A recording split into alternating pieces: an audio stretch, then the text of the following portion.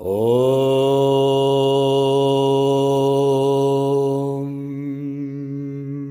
Kayena vacha manasyendrayirva bhutyatmanava prakriti swabhava karomi adyat sakalam pareisma narayanayethi samarpayami Narayanayeti samarpayami.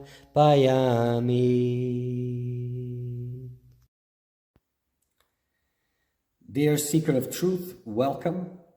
In this series of videos, we are going to talk about Bhakti Yoga, the path of devotion, of divine love, of God realization. So we are going to talk about the Narada Bhakti Sutras, a beautiful work attributed to sage Narada that talks about in full length of the path of devotion. May you all find inspiration in this work. May you all find meaning and purpose in your spiritual quest through these words. This kind of work, these words, these sutras, they bring light and they open the door to the life of the real quest for liberation. May you also find divine love in your heart.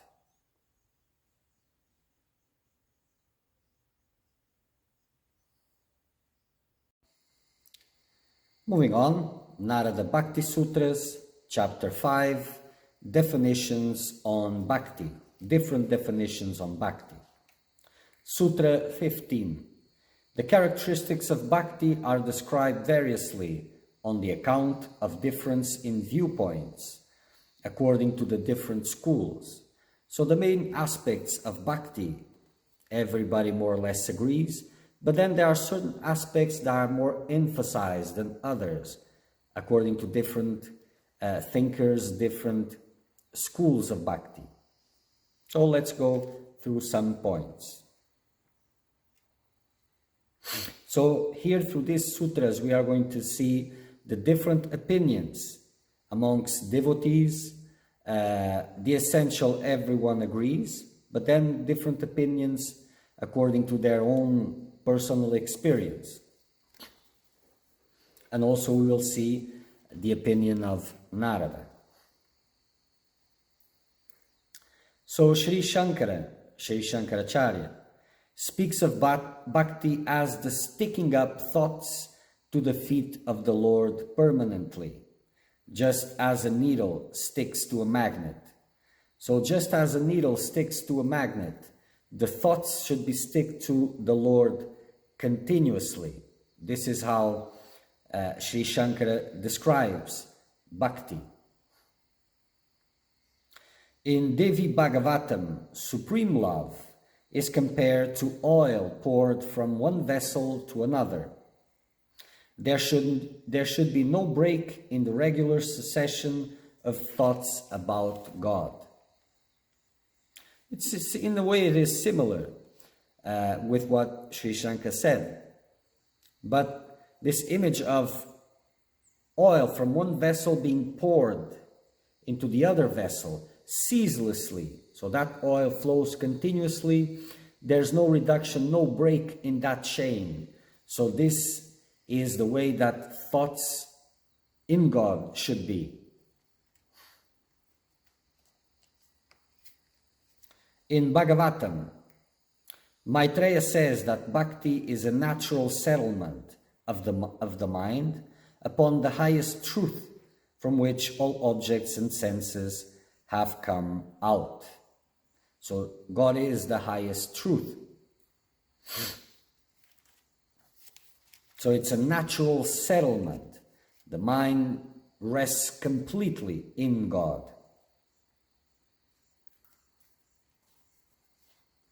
Kapila described it as a flow of uninterrupted thoughts towards God, seated in the hearts of all beings, like the flow of Ganga towards the sea. For those who don't know, the river Ganga, as a river flowing towards the sea, it doesn't stop, it flows continuously. This should be the current of the thought in God. So a flow of uninterrupted thoughts towards God. So all these images gives you a very clear vision of what bhakti is, how to reach bhakti, what is the level that the mind must arrive to, so that bhakti becomes possible. So there should be absolutely no interruption, that the thoughts in God should be constant, a constant flow that doesn't reduces or increases, keeps it steady, unbroken.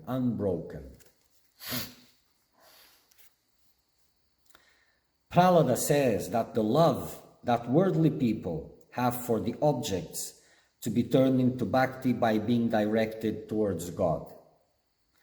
So here Prahlada says that all the love that worldly people have towards objects for the satisfaction of their desires, all this love has to be directed towards God because for bhakti to be possible. There should be no love for anything else. All the love that was there has to be all directed towards God.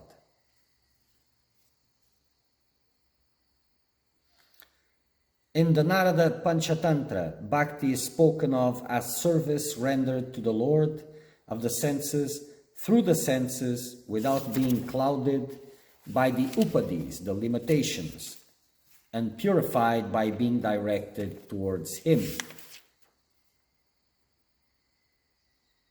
So using the senses to serve the Lord of the senses exclusively,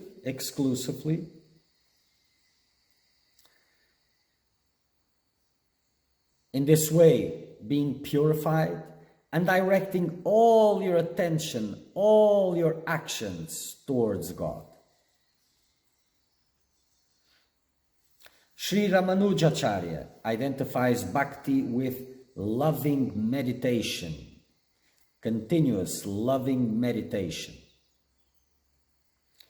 And Sandilya describes bhakti as supreme love for God.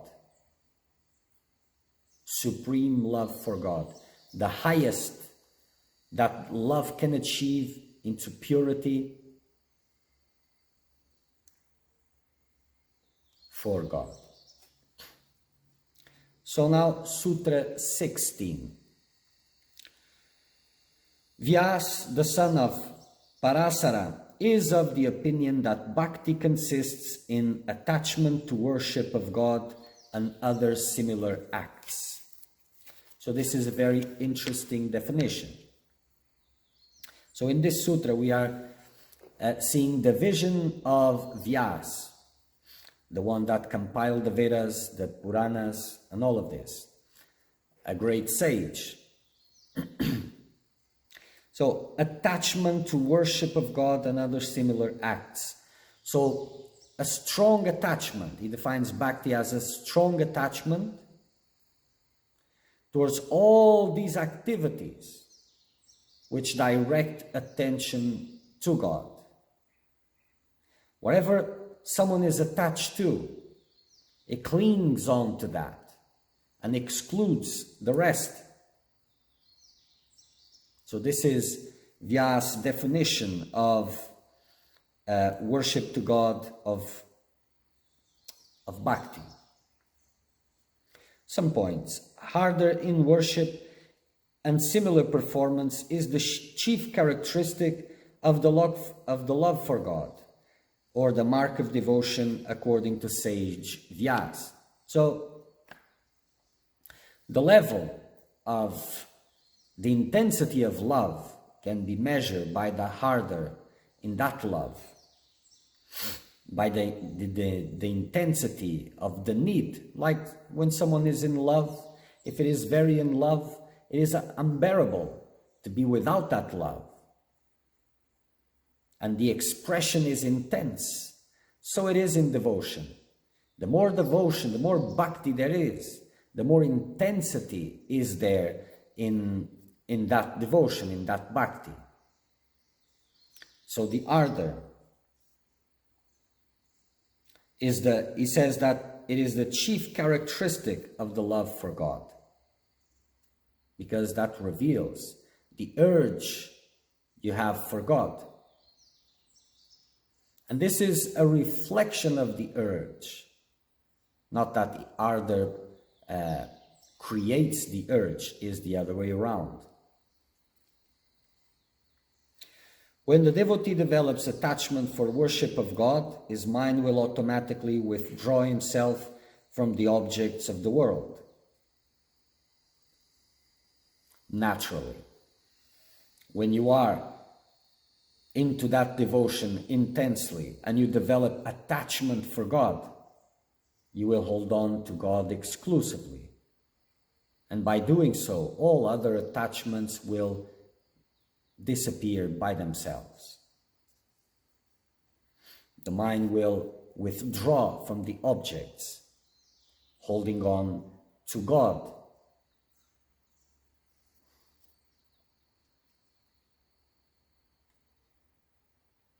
The devotee establishes identity with the Absolute through rigorous and constant meditation. So this meditation, intense and vigorous, doesn't allow spaces for worldly desires, worldly attachments, purifies the mind, purifies the heart, elevates your mind towards God. So it is through rigorous, that means a very disciplined meditation, an intense, prolonged meditation.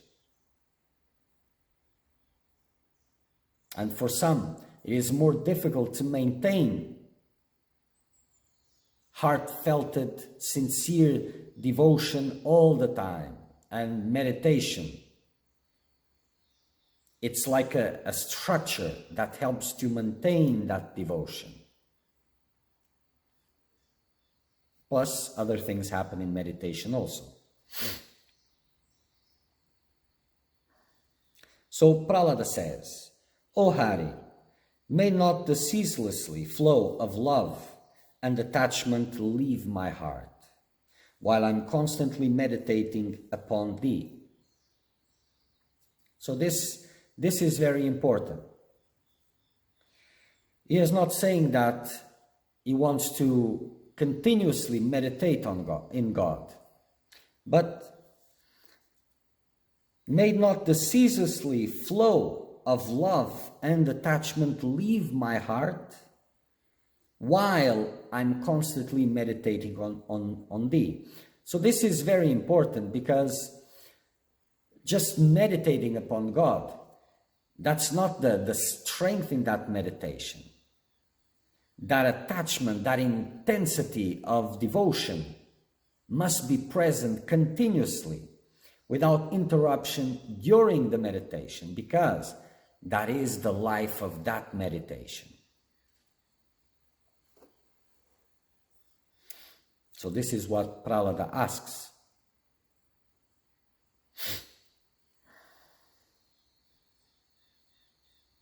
The flow of love, is the heart of all devotional practices. Attachment to God and the continuously flow of love. Or else it becomes just an empty meditation. In the beginning, it's normal that flow of love is very rare or even non-existent. But as time goes on and you apply yourself with discipline in your meditations and you get more purified, then it starts to appear. Appears, disappears, appears, disappears, until it establishes itself. So in Vishnu Purana, Devotion comes and goes in the beginning. When it is fully ripe, the devotee has intense attachment to the lotus feet of the Lord. So as impurities are there, this constant flow is more difficult. As purification continues, then it becomes natural.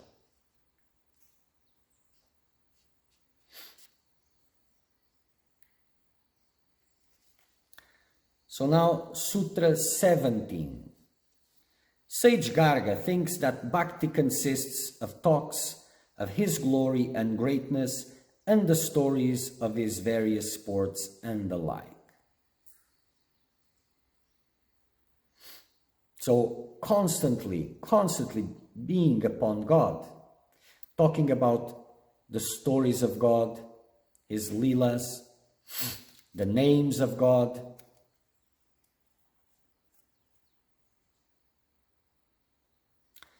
Yes, it is very beautiful. So some points. Garga, an apostle of Bhakti, thinks that indulgence in the talks of the Lord's glory and greatness, fondness for spiritual conversation and the likes, the sign of devotion or are the signs of devotion or the characteristics of divine love. Because those are the characteristics of the one that is constantly thinking about God, talking about God, gets, how do you say this, ecstasy, delight in these conversations, like stirring continuously the love for God in his heart. The stories of the incarnations of God are most elevating, inspiring. They instill devotion in the hearts of the hearers. There is a mysterious and marvelous charm in the stories. A devotee loses himself in the stories of Sri Ram and Sri Krishna. These are sacred stories filled with divine energy. This purifies the devotee and directs him towards God, developing love, bhakti, and ultimately in God realization.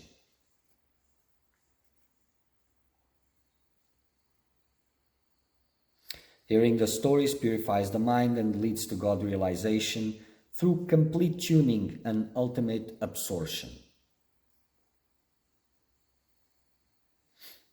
Lord Krishna says in the Gita, "With their hearts fixed on me and their life absorbed in me, constantly discoursing and conversing with one another about me, they are contented and they rejoice." They, his devotees.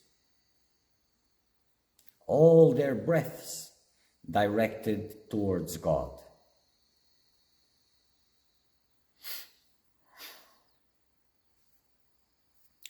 Narada goes about singing the glories of the Lord in ecstasy. So Narada moves through the three worlds, just chanting the glories of the Lord in ecstasy, because those stories are pure ecstasy. They are the manifestation of God in the heart.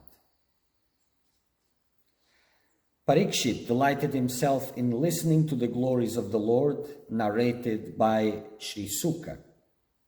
He realized God by listening God's stories from Sri Sukha. So this is the stories that it is mentioning here is of the Srimad Bhagavatam, narrated by Sri Sukha. So Parikshit was a king, and he had God realization by listening through the stories of the Srimad Bhagavatam recounted by Sri Sukha. And he delighted himself because it is delight.